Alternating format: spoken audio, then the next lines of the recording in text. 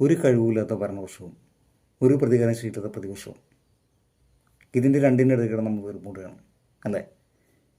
നമുക്കൊരു മൂന്നാം മുന്നണി വേണം. എന്തുകൊണ്ട് BJPയെ നമുക്കൊരു മൂന്നാം മുന്നണിയെ തിരഞ്ഞെടുത്തുകൂടാ? കാരണം അവർക്ക് അലിഗേഷൻ ഇല്ല, കറപ്ഷൻ ഇല്ല, വികസനമാണ് അവരുടെ മുദ്ര. ദേശീയ റോഡുകളൊക്കെ നല്ല ഗുണനിലവാരത്തിലുള്ളതാണ്, അല്ലാണ്ട് ഒരു മഴയിൽ ഒലിച്ചു പോകുന്ന റോഡൊന്നുമല്ല.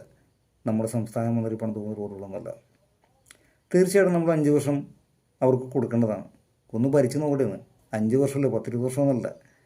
5 വർഷം കൊണ്ട് പറഞ്ഞ ഭരണം മോശമാണ്, നമുക്കെടുത്ത് പുറത്തുള്ളതല്ല.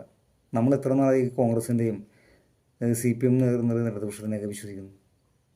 ഈ കാലയളവിൽ ഭരണം തികച്ചും പരാജയമാണ്. ജനങ്ങൾ ഒട്ടും ഗവനിക്കാത്ത ഭരണം. സഞ്ചരിക്കാൻ നല്ല റോഡുകളില്ല, പിന്നെന്താ, തൊഴിലില്ല, വിലക്കയറ്റം. തീർച്ചയായിട്ടും നമ്മൾ ഒരു മൂന്നാം മുന്നണിയെ ചിന്തിക്കേണ്ടിയിരിക്കുന്നു. BJPക്ക് അവസരം നൽകേണ്ടിയിരിക്കുന്നു തീർച്ചയായിട്ടും.